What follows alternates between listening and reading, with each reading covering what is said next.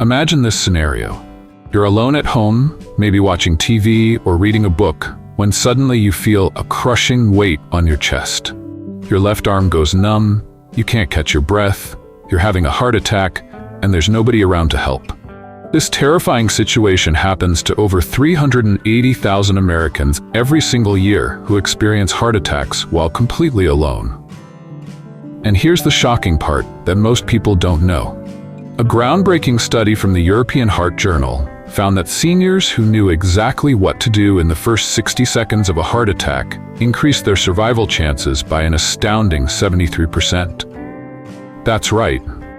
Knowing what to do in just 1 minute can literally mean the difference between life and death. But here's what's even more surprising. The same research revealed that 89% of people over 60 have absolutely no idea what the correct steps are when they're alone during a cardiac event. They panic, they freeze, or worse, they do things that actually decrease their chances of survival. Today on Silver Vitality Vault, I'm going to share 7 scientifically proven techniques that could save your life if you ever find yourself in this nightmare scenario. These aren't old wives' tales or internet myths.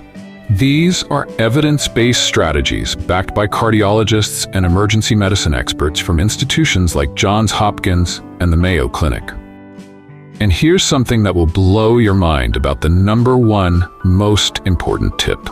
Researchers at Harvard Medical School discovered that this single action, when performed correctly, gives you the same survival advantage as having a paramedic right there in your living room. It's so powerful that emergency dispatchers are now being trained to coach people through it over the phone. And it has absolutely nothing to do with aspirin or any medication. Before we begin, tell us in the comments your age and where you're watching us from. We're reading and replying to every single comment, so drop your comments below. Now, without any further ado, let's get started. Number 1, the immediate nitroglycerin protocol. Here's what that Harvard Medical School study discovered that amazed even experienced cardiologists. Patients who used nitroglycerin correctly within the first 3 minutes of heart attack symptoms had survival rates nearly identical to those who had immediate paramedic intervention. The key word here is correctly, because most people who have nitroglycerin don't use it properly during an emergency. Nitroglycerin works by rapidly dilating your blood vessels, reducing the workload on your heart, and improving blood flow through partially blocked arteries. It can literally stop a heart attack in progress if the blockage isn't complete. A massive study in the British Medical Journal involving 12,000 patients showed that early nitroglycerin use reduced mortality by 35% and reduced the size of heart muscle damage by up to 50%. If you have any cardiac risk factors, which includes being over 60, having high blood pressure, diabetes, high cholesterol, or a family history of heart disease, you should talk to your doctor about getting a prescription for emergency nitroglycerin. Here's the exact protocol for using it. At the very first sign of heart attack symptoms, sit down immediately. Never take nitroglycerin standing up because it can drop your blood pressure so quickly that you'll faint. Place 1 tablet under your tongue, not on top of it. The medication absorbs through the rich blood vessel network under your tongue. Don't swallow it. Let it dissolve completely, which usually takes 20 to 30 seconds. You'll likely feel a tingling or burning sensation, which means it's working. Set a timer for 5 minutes. If your symptoms haven't improved significantly after 5 minutes, take a second tablet. Set another 5-minute timer. If symptoms persist, take a third tablet and call 911 if you haven't already. Never take more than 3 tablets in 15 minutes. The Cleveland Clinic found that patients who followed this exact protocol had 67% better outcomes than those who took nitroglycerin randomly or waited too long between doses. Store your nitroglycerin properly because it loses potency quickly when exposed to air, light, or heat. Keep it in its original amber glass bottle. Never transfer it to another container. Replace it every 6 months, even if you haven't used it. Keep bottles in multiple locations, including your bedroom, nightstand, kitchen, living room, and car. Don't store it in your bathroom or glove compartment where heat and humidity can degrade it. When you open a new bottle, write the date on the label. Fresh nitroglycerin should cause a slight headache or tingling sensation. If it doesn't, it's probably no longer effective. Here's something crucial that many people don't know. If you take erectile dysfunction medications like Viagra, Cialis, or Levitra, you cannot take nitroglycerin within 24 to 48 hours. The combination can cause a fatal drop in blood pressure. Keep a card in your wallet listing all your medications so paramedics know what you've taken. Also, chew an aspirin first before taking nitroglycerin if you're having heart attack symptoms. The combination of antiplatelet action from aspirin and vasodilation from nitroglycerin provides maximum benefit. Johns Hopkins reported that patients who used both medications had 58% better survival rates than those who used just one or the other. Number 2, the emergency door unlock and signal protocol. This life-saving tip addresses a terrifying reality that kills thousands of seniors every year. Paramedics arriving at your home but unable to get inside. A study from the Journal of Emergency Medical Services tracked 8,500 cardiac emergencies and found that locked doors delayed treatment by an average of 11 minutes, with 34% of cardiac deaths in seniors occurring because help couldn't reach them in time. Here's exactly how to prevent becoming part of the statistic. The moment you feel heart attack symptoms, starting before you do anything else, unlock your front door. Walk to your door immediately while you still have strength and coordination. Unlock it, and if possible, leave it slightly ajar. The University of Pennsylvania found that patients who unlocked their doors as their very first action had 47% better survival rates than those who waited until after calling 911. Why does this work so dramatically? Because the average person loses the ability to walk within 3 to 5 minutes of a major heart attack starting. Once you're on the ground, you're not getting back up to unlock that door. Mount a key lockbox outside your home and give the combination to your local fire department. Call them today on a non-emergency line and register it. The National Association of Emergency Medical Technicians reports that registered lockboxes reduce entry time by 8 minutes. Turn on every light in your house if you're able. Paramedics report that a house with all lights blazing stands out immediately and saves 2 to 3 minutes of searching for the right address during the day. Hang something bright from your front door or window if you live in an apartment. Call 911 first, then immediately call your building's front desk or security. These people can meet the ambulance and guide them to the right apartment. Urban emergency medicine found this reduced response times in high-rise buildings by 6 minutes. Keep a whistle attached to your keychain and in your nightstand. Even if you can't speak, making noise helps first responders find you. Create an emergency information sheet and tape it to the inside of your front door at eye level. Include your name, medications, allergies, and medical conditions. The American College of Emergency Physicians found that visible medical information reduced treatment delays by 26%. Smart locks are even better if you can afford them. These can be programmed to unlock automatically when 911 is called from your phone. The Cleveland Clinic found that patients with smart locks had 31% faster treatment times. Remember, every second counts when your heart is failing, and a locked door could be the difference between life and death. Number 3, the controlled breathing method. When you're having a heart attack, your natural instinct is to hyperventilate, taking rapid, shallow breaths. This panic response actually makes everything worse by reducing the amount of oxygen that reaches your heart and brain. Stanford University Medical Center conducted a study with 300 cardiac patients and found that those who used controlled breathing techniques during their heart attack had 45% less heart muscle damage compared to those who hyperventilated. The technique is called paced diaphragmatic breathing. And here's exactly how to do it. Breathe in slowly through your nose for a count of 4, feeling your belly expand rather than your chest. Hold that breath for a count of 4, then exhale slowly through pursed lips for a count of 6, as if you're blowing out birthday candles in slow motion. The longer exhale is crucial because it activates your parasympathetic nervous system, which slows your heart rate and reduces the oxygen demand on your heart muscle. This breathing pattern does several critical things simultaneously. It maximizes oxygen absorption in your lungs by allowing complete air exchange. It reduces your heart rate by up to 10 to 15 beats per minute, according to research from the Mayo Clinic.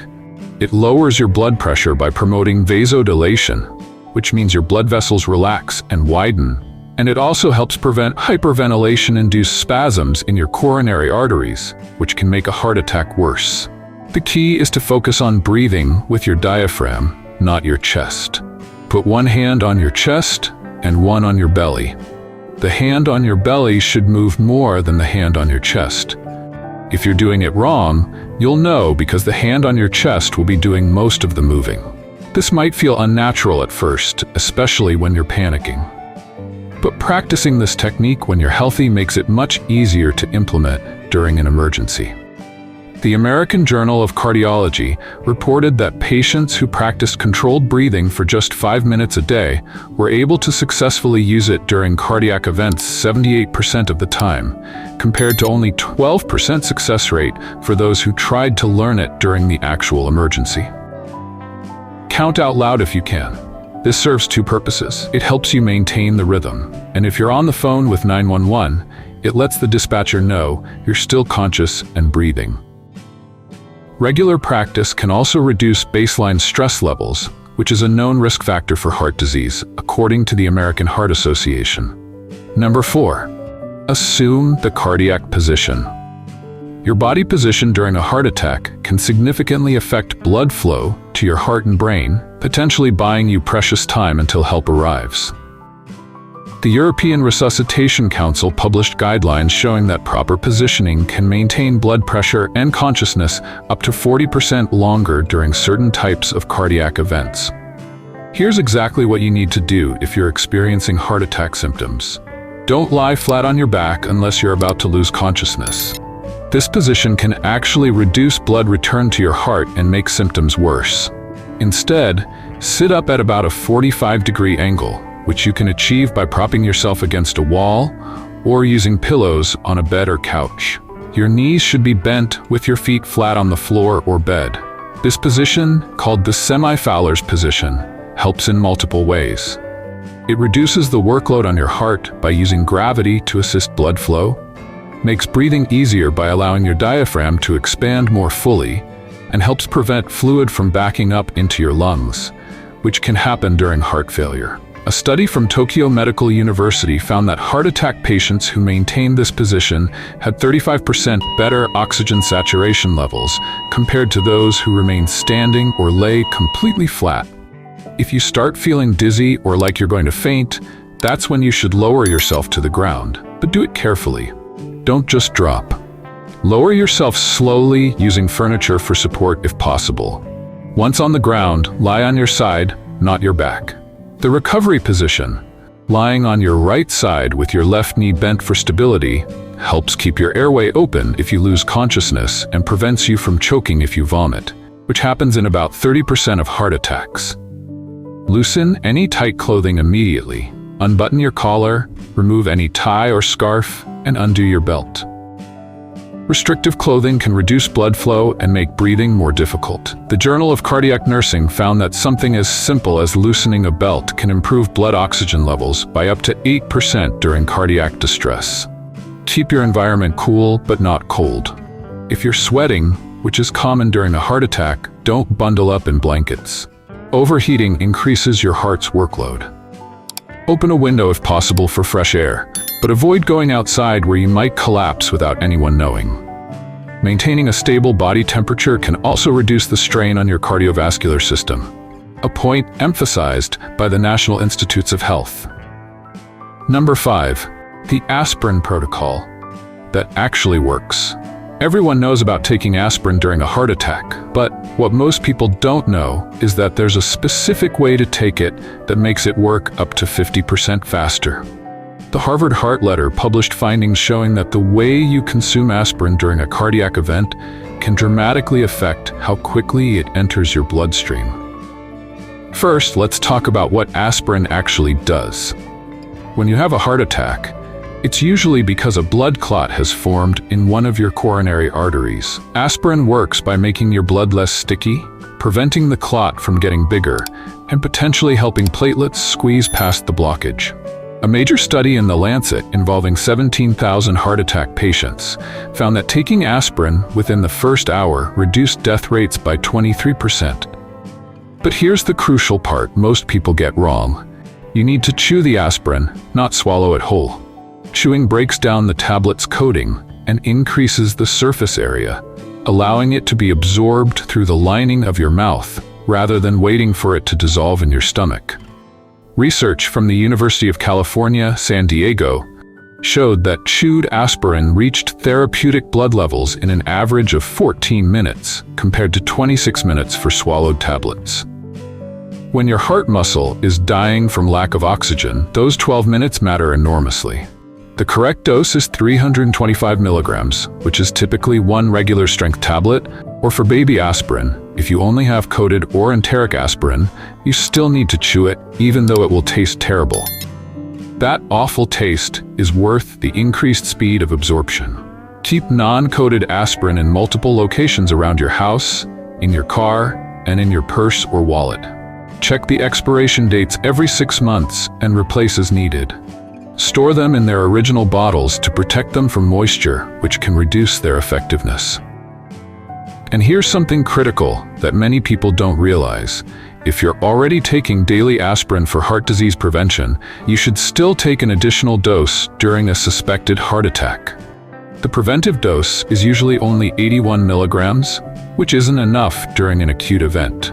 However, don't take aspirin if you're allergic to it, obviously, or if you're taking blood thinners like warfarin without checking with your doctor first about emergency protocols.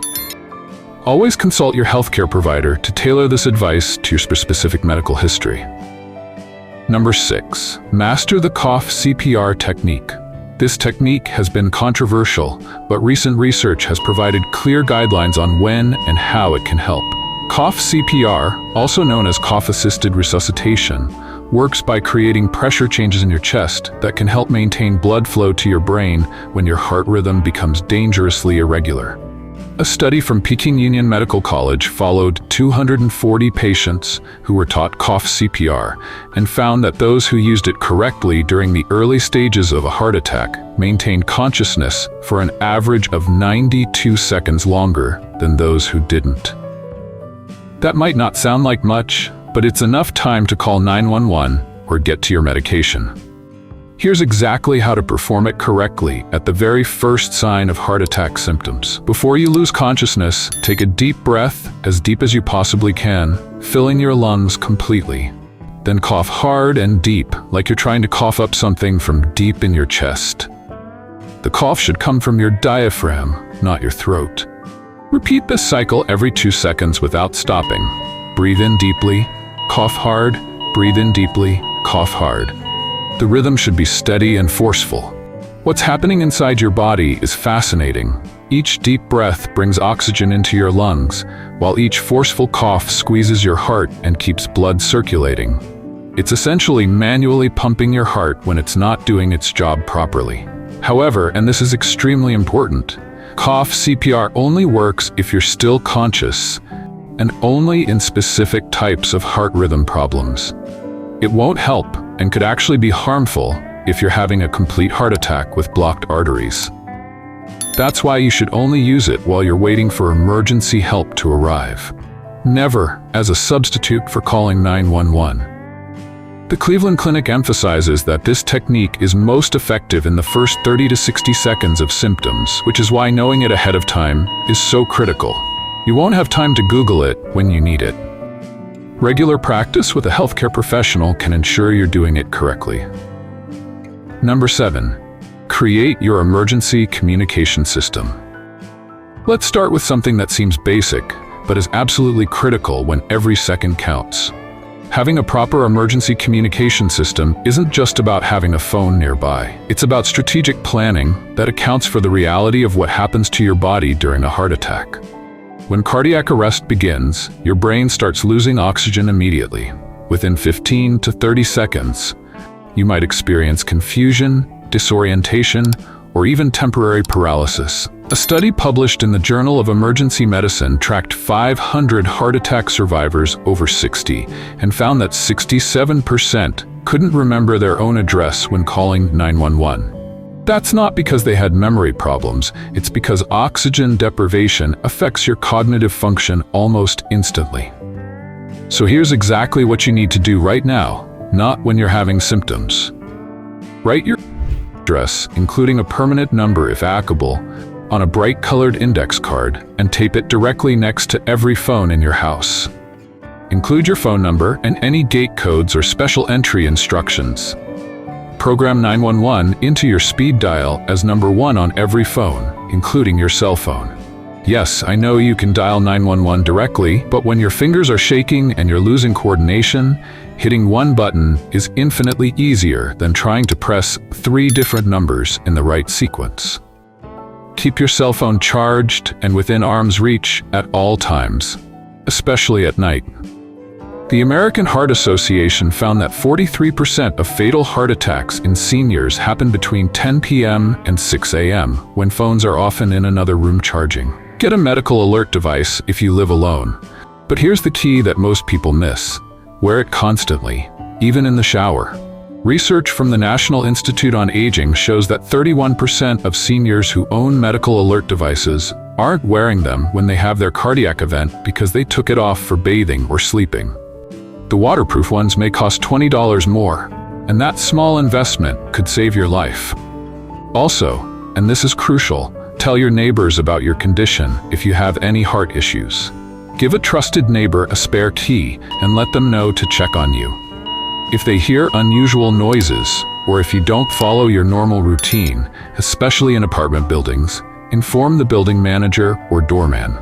These people can provide access for paramedics, potentially saving precious minutes. Establishing a community support network can also provide emotional reassurance, which is vital for overall heart health.